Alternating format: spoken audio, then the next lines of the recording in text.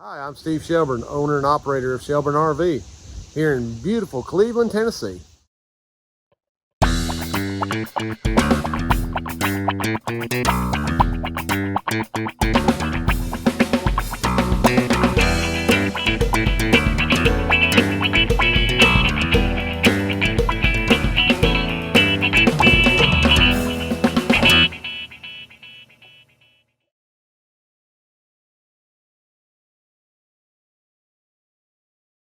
Well, good morning.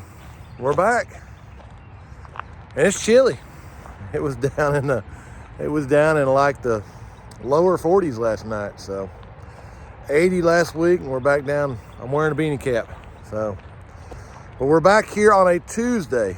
I didn't get no video done yesterday. I had a bunch of phone calls and some running around I had to do for the boys first thing in the morning, and then my friend Tim, who owns the KOA 5 miles from us, him and I are pretty good friends, and he's been having some water and some sewer problems over at his he's got a little bit older campground and 40 plus years old, and so a lot of the water and the power has been tough for him over the years. And so he'd asked me a couple weeks ago if I could help out with my excavator.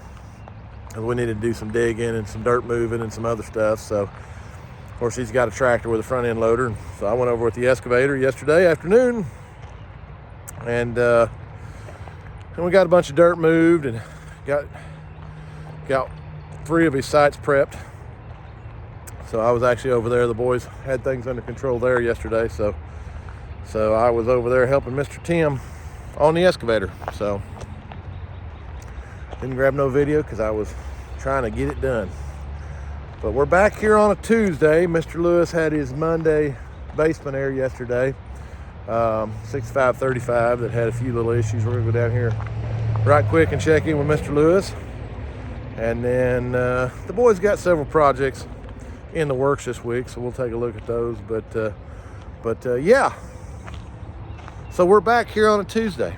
So let's go down here and take a quick look, and then we'll head back up to the upper shop. 6535 that Mr. Lewis worked on yesterday had a bad control board and a bad indoor freeze sensor, so he got it all washed out and cleaned, new outdoor bearing and painted, and it's ready to go back in. It has some good temps, so they're going to be reinstalling that here in just a few minutes. All right, so the next project here in the shop the boys are working on is this big Aspire, and they had done a troubleshooting on it a couple days ago and had determined that it had a bad mixing valve. And so what was happening was the customer didn't have any hot water in the coach at all. So they've got in here and they've got it tore apart now. Hose reel had to come out because it was in the way of where the mixing valve's at. But yeah, so they're doing that now and getting the mixing valve changed out. Well, this is a aftermarket warranty that the gentleman had. Of course, I called it in this morning to talk to them about the, get approval, because we got to get approval from them before we can do anything. And it was kind of interesting because, of course, Spader pays an hour to diag the unit. Of course, then you got to R&R the hose reel, you got to R&R the valve, and then Spader pays another hour to make sure that everything's working correctly. And so the lady at the insurance company said, well, I don't know that I want to pay that second hour for you to check it. And I said, well, ma'am, that mixing valve's actually what allows the hot water to run through that system. And, it's pretty important that we re-verify that, because, we don't want anybody to get scalded or burned or of that nature when they run this. And she said, oh, yeah, I guess that's a good idea. Just showing you what goes on here at Shelburne RV. Another project we've been working on in the shop here is this Coachman rotor. Now, this customer had a blowout on the back here, and so it damaged the compartment, and they had to go in there and build a new compartment, and it damaged some of the wiring right here. But when we got we got to looking at this a little bit further while we had it up here, and I'm gonna show you what we found. So I happened to notice that the outer tire over here was soggy. Look at that. So that tire has actually failed too, and obviously has no air in it, but it's damaged. Whatever came loose there is damaged all this. It looks like maybe that. So yeah, that's we're gonna have to see what the customer is gonna do on that. So more to come. One thing I want to show you guys down here in the AC shop, and this has been 2 in a row for us here at the shop, but I want to show you these filters. These filters are very, very important for your basement air. Here's the filter out of the unit that came in last week on Wednesday, and I didn't think it could get any worse than that until today's unit, which came in looking like that. That's bad. And you know, those are good filters, guys. I'm not saying they're not good filters, but I will tell you that's not what Coleman recommends. Coleman wants you to use the cheapest filter you can, because those filters can restrict airflow and cause freeze-up conditions. So they want you to use the cheapest filter you can find, but you do need to change them every 30 days. It's just what you got to do. But yeah, when I thought it couldn't get any worse, then I saw that one. Got to change those filters. So the Cumberland County school bus is back up here working on it some more.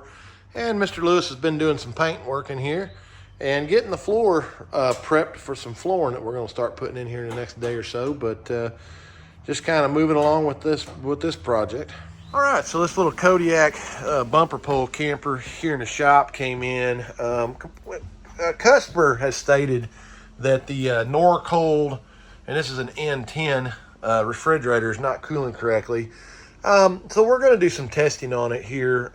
They've got it running, so they're kind of doing some testing on it to see what it's going to do. But I want to show you guys something that, you know, for years I worked on refrigerators and we fought doors. Doors was always kind of an issue, especially on Norcold, because they tell you that you're supposed to put a dollar bill in here and then pull on it and see what the resistance on the dollar bill is. Now, again, this imported stuff, and this is where I'm trying to be kind and gentle to Norcold, but this is a bunch of crap. That door is opening up enough where that gap is not, I mean, it's not even sealing. The seal is off the door. And so the bottom door is the same way. But there's literally no adjustment here.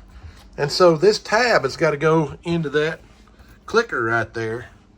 But there's literally, so if you have too much meat sliding around in there going down the road, or the jug of milk moves around, or something shifts, the doors are unsealed. The seal is not on there anymore. And so this is a bad deal. This is kind of the issue with this, is years and years we fought doors and, you know, trying to get them to seal correctly, trying to do adjustments on them to make them work right. And there's literally no adjustment. I mean, it's just crazy. I mean, I don't know. I'm not a fan. 12-volt refrigerators, I'm not a fan. I'm old school. Ammonia is where we got our start. I can make those things run like Swiss watches. But we see more and more and more problems with 12-volt refrigerator. And it don't matter. You know, it's not just Norcold. I mean, we haven't really seen a tremendous amount of Dometic 12-volt refrigerators, but I can tell you this brand right here, we see them all the time. So I'm not a fan. I mean, it's just, you guys want instant satisfaction with the compressor refrigerators. That's what you got, but there's no longevity in them, and obviously the quality, there's a problem. And so I'm not sure how we're going to resolve that, because maybe the problem is the refrigerator works, but the stinking door's coming open going down the road, which is very possible, but I don't know. This is the battle. All right, so I'm back over here at the KOA. Now he had 1, 2, 3 spots right here, and there was actually islands in between these spots. And I have a little bit of an issue with the work campers. When they'd weed eat, they'd get into some of the campers with rocks and stuff like that. So we just kind of I've been helping him get it straightened out. We actually had that big stump right there. It was actually sitting right here, right over the septic.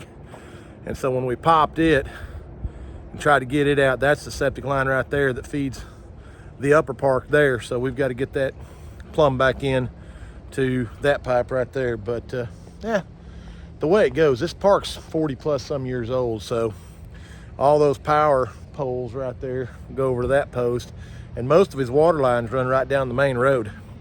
So he's looking at updating some of the water because he's been having some terrible water problems over here.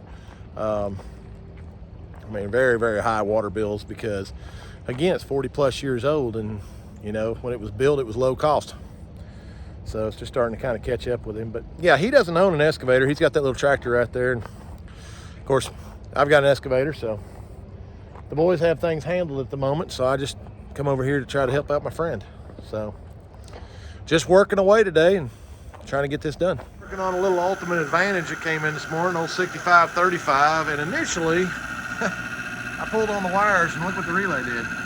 But you hear that noise? That is an outdoor fan motor making noise, along with the compressor. I actually jumped around here because we weren't getting compressor 2. The board has got a problem because the board is not center voltage down here to allow the relay to come open. So, but the other issue is that compressor has no freon in it. Got a problem.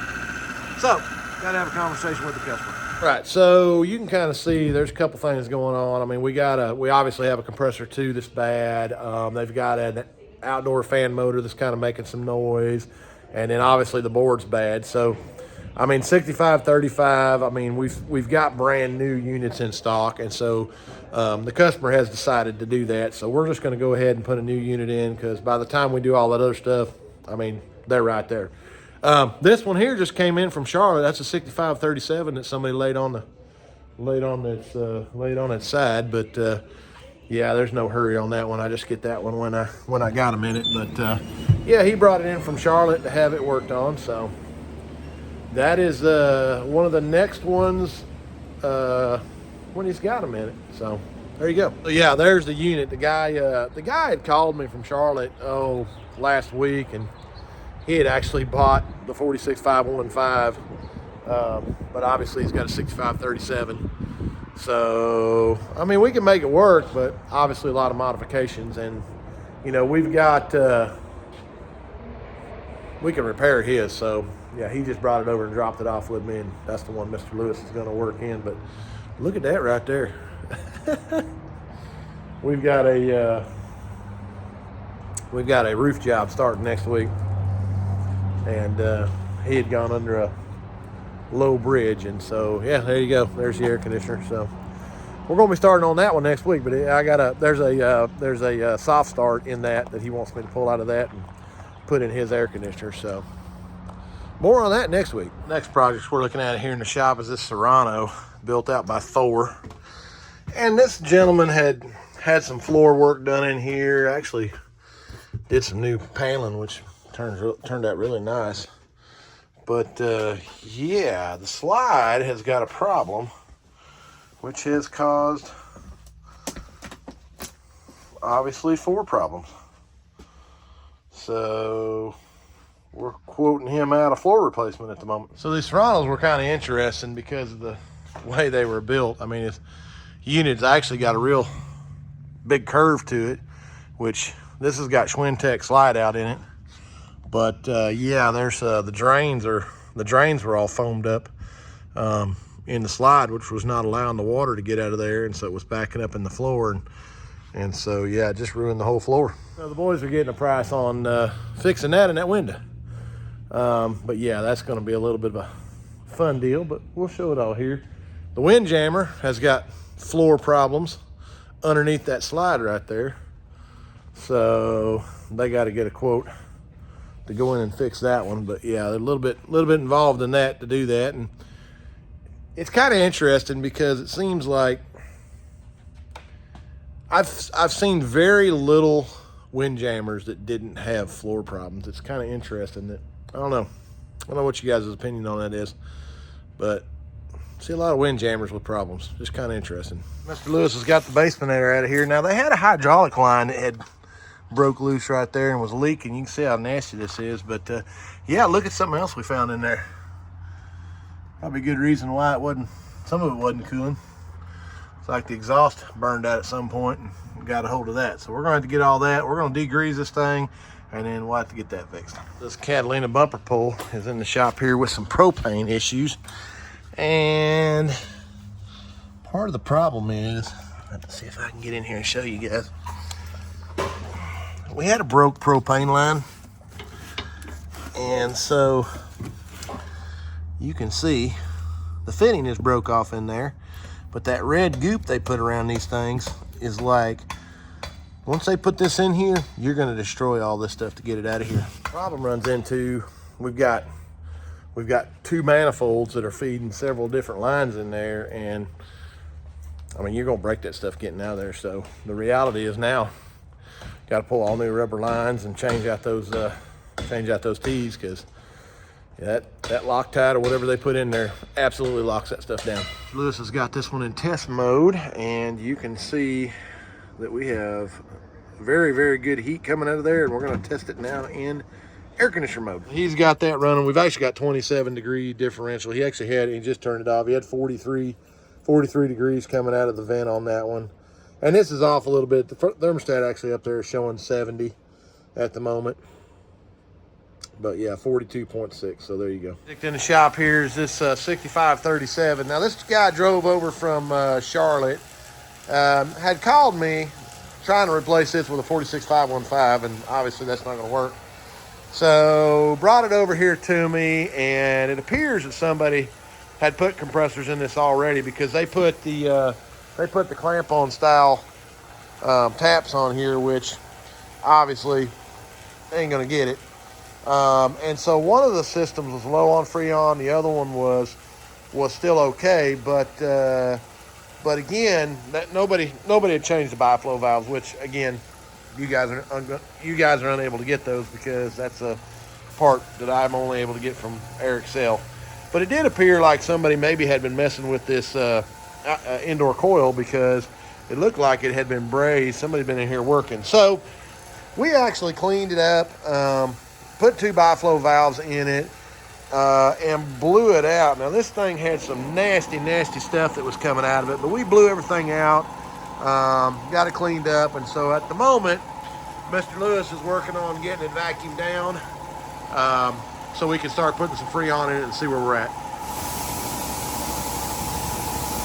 So you can see my my 95 Dodge, which I've owned for a long time. Yeah, the paint was getting rough on that. That thing was needing some love. And my buddy Pete, who's traveling through, painter by trade, so he's staying in my campground, so he's working off a paint job at the moment, so it's a win-win for both of us. So the truck will look nice when it's done. Next project here in the shop's this big Montana. This is actually a Monday project. This gentleman had gotten into a low spot, and look at there, destroyed the air conditioner. So this is our Monday project, gonna be putting a roof on this one, so that's where we're starting next. So the big Montana is now over here, and you can see what damage he did. Went under that low bridge and got that, but yeah, a few things we got to take off here. Not too bad. Obviously had some damage here we're going to look at, see what's going on there, but yeah, just in the tear down stage at the moment. All right, well, you see what we had going on this week. Like I said, sorry I was a little behind on Monday. I was doing that other, but yeah, so things are kind of starting to roll a little bit more here. We're definitely starting to pick up. But we got a lot on our plates for next week, so we're going to be working through all that stuff and getting that done. So thanks for watching. I appreciate all the comments again, as always. That guy right there, how's foot traffic been this week? Oh, excellent. So see, you guys took my advice from last week, and I said, come in and see him. He's standing here waiting, and a lot of you did. So thank you again for coming in and seeing Cousin Gary. He's always glad to see people. Oh, yeah. So, you know, because once he goes home, his wife doesn't let him out of she locks him underneath the cabinet at the house. So he doesn't even get to come out until next Monday. So he enjoys seeing you guys. Yes. So see there? Got to come by and see him. So thanks for watching. Hope everybody has a great weekend. Appreciate again all the comments. And as always, this video is Cousin Gary approved. Y'all take care. We'll see you next week.